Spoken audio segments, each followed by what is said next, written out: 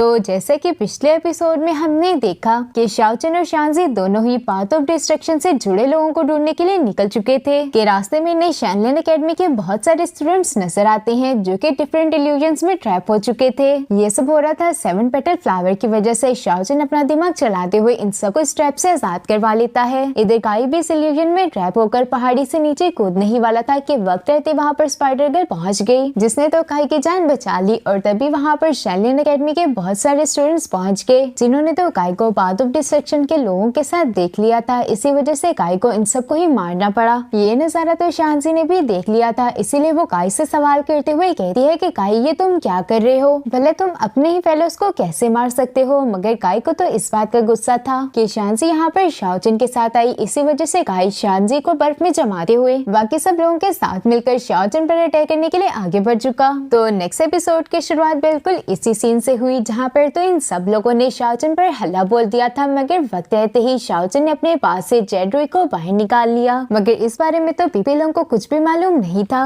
उसे तो ऐसा लग रहा होता है कि जैसे शाओचन इस अटैक को सर्वाइव नहीं कर पाएगा, इसीलिए तो वो बाहर की तरफ आकर शानजी से कहने लगा, लगता है कि तुम्हारा लवर मर चुका, बस एक बार तुम इस बात को कंफर्म होने दो, उसके बाद तो मैं फ्री हो जाऊंगा, फिर मैं और तुम यहाँ से उड़कर दूर चले जाएंगे। मगर जैसे आसपास से धुआं हटा तो हम लोग देखते हैं कि शाओचन तो जिंदा और सलामत खड़ा हुआ था, जो देखकर तो पीपी लोंग का मुंह खुला का खुला ही रह गया, क्योंकि उस बेचारे की उम्मीदों पर पानी फिर चुका था। इधर शाओचन की इंटरनल एनर्जी जेडरुई के इस्तेमाल की वजह से काफी हद तक इंक्रीज हो चुकी थी और इसी वजह से शाओचन अपनी शैडो डांसिंग टेक्निक का इस्तेमाल करते हुए इन सब की धुलाई करना शुरू कर चुका। पीपी लोंग तो पाथ ऑफ डिस्ट्रक्शन के लोगों की ऐसी हरकतों को देखकर खुद से ही बड़बड़ाते हुए कह रहा था, बेवकूफो जल्दी से इसे मार डालो, तुम सब मिलकर भी एक बंदे को नहीं मार पा रहे और अगर ये लोग शाओचन को ना मार पाए तो मैं कभी भी यहाँ से नहीं निकल पाऊंगा। पीपी लोंग अभी यहाँ पर ये सब सोच ही रहा था कि स्पाइडर गर्ल को ये बात समझ आ गई कि वो शाओचन का ऐसे तो मुकाबला नहीं कर पाएगी। इसी वजह से तो वो छुपते छुपाते सीधा जाकर शानजी पर अटैक करना चाहती थी, मगर वक्त रहते ही शाओचन ने उसे सेंस कर लिया और वो अपने स्पेयर का इस्तेमाल करते हुए उस स्पाइडर गर्ल को दूर पटक चुका। पर इस डिवाइन आर्टिफैक्ट को यूज करने की वजह से शाओचन की एनर्जी भी जल्दी जल्दी कंज्यूम हो रही थी। इसी वजह से शाओचन सोचता है कि मुझे जल्दी से जल्दी इस फाइट को खत्म करके यहाँ से निकलना होगा और तभी वहाँ पर काई पहुँच गया जो कि अपने अटैक को रेडी कर रहा था और उसे ऐसा करते देख शाओचन फौरन से जेडरुई को इस्तेमाल करने की कोशिश करता है, मगर ऐसा करने में वो कामयाब ना हो सका और इतनी देर में ही काई ने अपने हमले को रेडी करते हुए फौरन से शाओचन पर लाइटनिंग अटैक कर दिया था, जिसे तो रोकने के लिए शाओचन अपने सामने एक शील्ड को क्रिएट कर लिया। इधर पीपी लोंग भी काई को चेयर करते हुए कह रहा था कि हाँ ऐसे ही लड़ो, जल्दी से इसका काम खत्म कर दो और उसके ये सारी बातें तो शाओचन ने भी सुन ली थी और सुनते साथ ही वो उसे इतने प्यार से देखता है कि पीपी लोंग तो चुप ही गया। इसके बाद वो काई से कहने लगा, क्या तुम्हारे पास ये सिर्फ एक ही ट्रिक है? वैसे मैं तुम्हारी ये ट्रिक देखकर बोर हो चुका हूँ, कुछ न्यू करो। जो बात सुनते साथ तो काई ने वहाँ पर एक न्यू ट्रिक को परफॉर्म करना शुरू कर दिया। असल में तो उसने शाओचन के लिए इस ट्रिक को लर्न किया था। ये टेक्निक देखने में तो काफी ज्यादा खतरनाक थी, मगर शाओचन को अभी तक ये बात समझ नहीं आई कि काई उसे इतनी नफरत क्यों करता है। इसीलिए वो उससे सवाल करते हुए कहने लगा, मेरी तो कोई तुमसे ज्यादा दुश्मनी भी नहीं है, फिर तुम मुझे मारना क्यों चाहते हो? जिस पर काई उसे जवाब देते हुए कहता है कि तुमने मुझसे मेरी बहुत ही ज्यादा कीमती चीज को चुरा लिया है। जो बात कहते ही काई लाइटनिंग स्पीड के साथ शाओचन के सामने आकर खड़ा हो गया। इससे पहले कि शाओचन कुछ समझ पाता वो उसे उठाते हुए आसमान में ले गया, जिसके बाद तो इन दोनों के दरमियानी तगड़ी फाइट स्टार्ट हो गई और हम ये बात साफ साफ देख पा रहे थे कि काई शाओचन की अच्छे तरीके से धुलाई कर रहा है। शाओचन अपने ड्रैगन कैचर टेक्निक का इस्तेमाल करते हुए काई की लाइटनिंग एनर्जी का सामना करने की कोशिश कर रहा था, पर आज तो काई बहुत ही गुस्से में था और वो किसी भी हाल में नहीं रुकने वाला और इसी वजह से तो वो अपने स्पेयर का इस्तेमाल करते हुए शाओचन पर लाइटनिंग अटैक कर चुका, जिससे तो शाओचन जमीन पर आ जाता है। पीपी लोंग को तो ये सब देखकर बहुत मजा आ रहा था। वो तो बस इस बात का वेट कर रहा है कि जितनी जल्दी हो सके शाओचन मर जाए, लेकिन शाओचन यहाँ पर थोड़ा सा इंजर्ड भी हो चुका था, मगर वो यहाँ पर रुका नहीं बल्कि दोबारा से अपनी ड्रैगन कैचर टेक्निक का इस्तेमाल करते हुए काई पर हल्ला बोल देता है। मगर काई ने भी आज कसम खाई है कि वो शाओचन को मार कर ही रहेगा, इसीलिए तो एक बार फिर से शाओचन के सारे अटैक्स को ब्लॉक करते हुए उसे दूर पटक चुका। इसके बाद तो काई ने अपनी ट्रू लाइटिंग टेक्निक को परफॉर्म करना शुरू कर दिया था, जिसके लिए उसे बहुत सारी एनर्जी की जरूरत थी। इसी वजह से तो उसने पाथ ऑफ डिस्ट्रक्शन के लोगों की एनर्जी का यूज करना शुरू कर दिया और ऐसा करते ही वो अपने कोल्ड लाइटनिंग को शाओचन की तरफ थ्रो कर देता है, जिसे तो अपनी तरफ आते देख शाओचन ने अपने सामने एक शील्ड को क्रिएट कर लिया था, जबकि पीपी लोंग तो काउंटडाउन कर रहा था कि कब शाओचन मरेगा। पर अचानक से उसकी गर्दन में पेन होने लगा, जिससे तो उसे याद आया कि उस लड़की ने पीपी लोंग और शाओचन के दरमियान एक ऐसे कॉन्ट्रैक्ट को क्रिएट कर दिया था कि अगर शाओचन को कुछ भी होता है तो उसकी बैकलैश को पीपी लोंग को भी फेस करना पड़ेगा। शाओचन के पास भी अब कोई भी मूव नहीं बचा था जिसका इस्तेमाल करते हुए वो काई से बच सके, इसीलिए वो पीपी लोंग से चिल्लाकर कहने लगा, पीपी लोंग अब तुम ही कुछ करो। जो बात सुनकर तो स्पाइडर गर्ल को हंसी आ गई। वो हंसते हुए कहती है, ये छोटा गंदा सा ड्रैगन अब तुम्हारी मदद करेगा। वो बीच में पीपी लोंग का मजाक उड़ाते हुए कहती है कि ये तो एक गंदी छिपकली के अलावा कुछ भी नहीं। अपनी इतनी ज्यादा बेइज्जती सुनकर तो पीपी लोंग को गुस्सा आ गया और वो फौरन से अपनी ट्रू फॉर्म में आ जाता है, जिसे देखते साथ तो इन सब लोगों के तोते उड़ चुके थे। पीपी लोंग इन सब से कहता है कि तुम लोग क्या कह रहे थे कि मैं गंदी छिपकली हूँ, रुको मैं बताता हूँ कि मैं कौन हूँ और असल में क्या कर सकता हूँ। और ये कहते साथ ही उसने अपने अटैक को रेडी करना शुरू कर दिया, जिसे तो उसने शैंग, गोल्डन डीमन और विच पर चल दिया था और ये तीनों मिलकर भी उसके इस अटैक को रोक ना पाए, बल्कि ये अटैक तो इतना ज्यादा पावरफुल था कि इसके इफेक्ट की वजह से शाओचन भी पीछे की तरफ हट गया। उसकी ऐसी पावर्स को तो देखकर स्पाइडर गर्ल काई से कहने लगी, काई अब तुम्हें कुछ करो, हमें कैसे न कैसे करके इसे मारना ही होगा। मगर काई को तो अपनी जान की पड़ी थी, इसी वजह से तो वो फौरन से स्पाइडर गर्ल के पैरों को जमाते हुए जबकि खुद वहाँ से भाग चुका। इधर शाओचन को मौका मिल चुका था शांजी को बर्फ से आजाद करवाने का।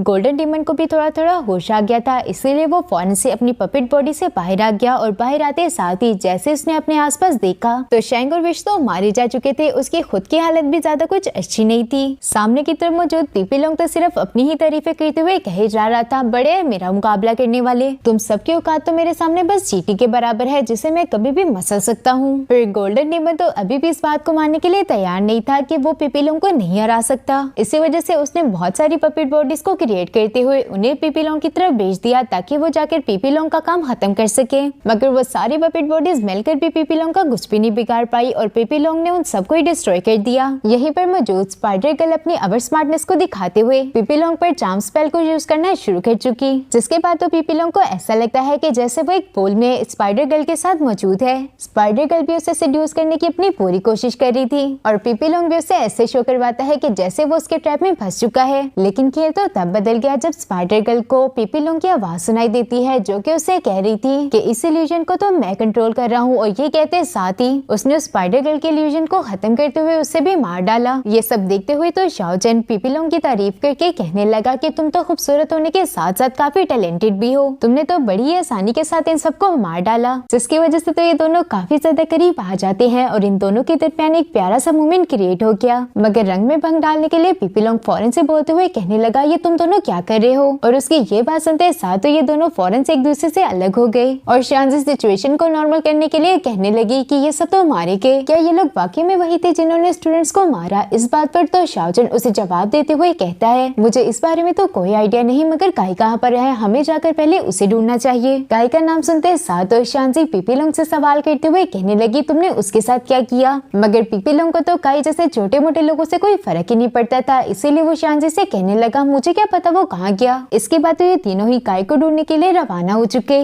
रास्ते में एक पत्थर पर थोड़ा सा खून गिरा हुआ नजर आया, जिससे तो ये लोग समझ चुके कि काई जरूर यहीं से गुजरा होगा। इसी वजह से शांजी अपने ट्रैकिंग लोटस के एक पेटल पर काई का खून लगाकर उसे सर्च करने की कोशिश करती है। थोड़ी दूर में एक काई मौजूद था जो कि एक पर्सन को देखता है जो कि शैनलिन एकेडमी के स्टूडेंट को मारा था। इससे हमें एक बात तो समझ आ गई कि बाकी के सारे स्टूडेंट्स को मारने वाला कोई और नहीं बल्कि यही पर्सन था। उस स्टूडेंट को मारते साथ ही वो पर्सन शैडो बन के यहाँ से गायब हो गया। ये सारा नजारा देखकर तो काई काफी ज्यादा डर चुका था, क्योंकि वो पर्सन अगर गलती से भी काई को देख लेता तो आज काई का मरना तय था। क्योंकि अभी के लिए तो काई की हालत इतनी खराब थी कि वो किसी के साथ भी फाइट नहीं कर सकता। कोई और पर्सन यहाँ पर काई को ना देख ले, इसलिए काई को छुपने के लिए एक जगह चाहिए थी। और तभी काई को अपने सामने गुफा दिखाई दी जिसके अंदर वो चला जाता है। इतनी बुरी हालत में होने के बावजूद भी काई को सिर्फ यही याद आ रहा था कि शाओचन शांजी के साथ है। ये सब सोचते हुए काई का ध्यान हट गया और वो एक पत्थर से टकराकर नीचे गिरने ही वाला था कि वक्त रहते ही उसने खुद को संभाल लिया। अब वो खुद से ही कहने लगा कि पाथ ऑफ डिस्ट्रक्शन के लोग नजदीकी हैं, मुझे जल्दी से जल्दी कुछ करना होगा। जो कहते साथ ही काई ने अपने पास से कार्ड को बाहर निकाल लिया। इधर काई को ढूंढते ढूंढते शाओचन और शांजी भी उसी जगह पर पहुंच चुके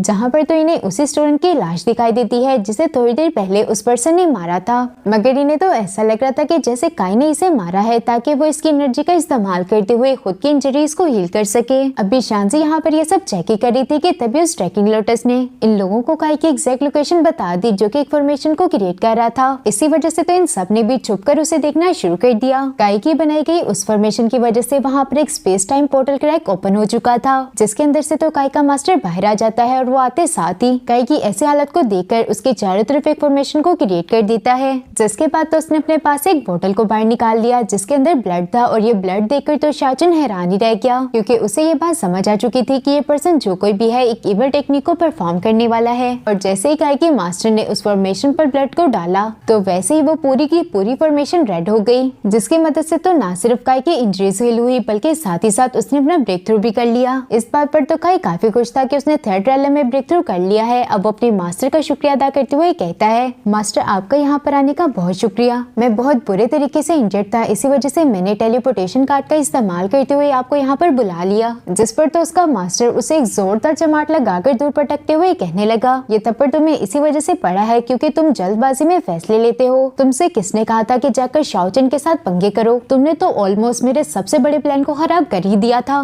तुम बस अपनी कल्टीवेशन पर फोकस करो, शाओचन को मैं खुद ही संभाल लूंगा। बाहर की तरफ मौजूद पीपी लोगों को तो कुछ साफ तरीके से दिखाई नहीं दे रहा था, इसीलिए वो शाओचन को धक्का मारते हुए कहने लगा कि मुझे भी देखना है। मगर शाओचन भी यहाँ पर बच्चों की तरह लड़ना शुरू कर चुका। वो उसे कहता है कि नहीं मैं देखूंगा। और इनकी ये आवाजें तो काई के मास्टर ने भी सुन ली थी, जिससे उसे शक हो जाता है कि कोई ना कोई तो उनकी बातों को जरूर सुन रहा है। इसी वजह से उसने अपनी पावर्स का इस्तेमाल करते हुए कुछ चट्टानों को तोड़कर वहाँ पर गिरा दिया। इसके बाद वो काई से कहने लगे कि यहाँ पर ज्यादा देर के लिए रहना ठीक नहीं, इसीलिए हमें यहाँ से चलना चाहिए। जो बात कहते साथ तो वो एक स्पेस टाइम ट्रैक का इस्तेमाल करते हुए यहाँ से टेलीपोर्ट हो चुके, जबकि शाओचन, शांसी और पीपीलोंग भी वक्त रहती वहाँ से भाग गए थे। शाओचन पीपीलोंग की डांट लगाते हुए कहता है कि आज तुम्हें तुम्हारी वजह से मारा ही गया था। जिस पर तो पीपीलोंग उसे जवाब देते हुए कहने लगा, अब तो कोई भी तुम्हें हाथ लगाने की हिम्मत नहीं कर सकता, क्योंकि अगर ऐसा किसी ने किया तो मुझे भी वो पेन बर्दाश्त करना होगा और ऐसा मैं कभी होने नहीं दूंगा। शाओचन तो काई के मास्टर के बारे में कुछ भी नहीं जानता था, इसीलिए वो शांसी से सवाल करते हुए कहने लगा कि आखिर ये बंदा कौन था। जिस पर शांसी अब शाओचन को बताती है कि ये शैनलिन एकेडमी के लेफ्ट वाइस डीन थे और इनका नाम है यांगलिन। वाइस डीन का नाम सुनते साथ तो शाओचन हैरत से कहने लगा, क्या शैनलिन एकेडमी के? इस पर तो शांसी अपनी बात को आगे बढ़ाते हुए कहती है, हाँ शैनलिन एकेडमी के। वैसे तुमने देखा ना कि अभी उन्होंने कौन सी टेक्निक का इस्तेमाल किया? ये 100% कोई इवल टेक्निक थी, क्योंकि इसे ना सिर्फ काई की इंजरी हील हुई बल्कि साथ ही साथ उसने इतने थोड़े अरसे में अपना ब्रेक थ्रू भी कर लिया। शाओचन शांसी की इस बात से एग्री तो करता था, मगर अभी के लिए हमारे पास यांगलिन के खिलाफ कोई भी एविडेंस नहीं है। हमें इसकी सारी की सारी इन्वेस्टिगेशन प्राइवेटली करनी होगी, मगर उसके लिए भी हमें किसी सपोर्ट की जरूरत है। और शैनलिन एकेडमी में ऐसा कौन है जिस पर हम ट्रस्ट कर सके? और तभी इन दोनों को वाइस डीन का ख्याल आया और ये दोनों ही उनके पास जाने लगे। मगर बेचारे पीपीलों को एक बार फिर से पीछे की तरफ छोड़ते हुए वो इन्हें ये खुद को छोड़कर जाता देख इनको चिल्लाकर कहने लगा, कमीने शाओचन तुम फिर से मुझे पीछे छोड़ गए। इसके बाद हमें थोड़ी देर के बाद का सीन दिखाया गया, जहाँ पर तुम उसी पर्सन को देखते हैं जो कि पाथ ऑफ डिस्ट्रक्शन के बाकी मेंबर्स की बॉडीज के पास आ चुका था। वो इन सबसे माफी मांगते हुए कहता है कि प्लीज मुझे माफ कर देना। जो कहते साथ ही उसने अपने पास से 4 तालिस्मान बाहर निकाल लिए, जो कि वो इन सबकी बॉडी पर लगा देता है और उसी तालिस्मान की वजह से ये सब लोग दोबारा से जिंदा हो चुके। और इसी सीन के साथ हमारा ये वाला एपिसोड यहीं पर खत्म हो गया। तो फिर मिलते हैं नेक्स्ट एपिसोड में, तब तक के लिए इतना ही, बाय बाय।